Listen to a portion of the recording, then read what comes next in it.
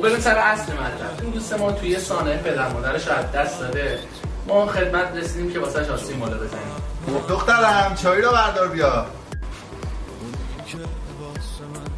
و چیه میاد؟ خجالت نمیکشی؟ کی این کارو کرد؟ من بودم کسی که به خاطرت کشید کنار، از روحمد گذاشتی تو قلبشو به زیر پات. چهار کنی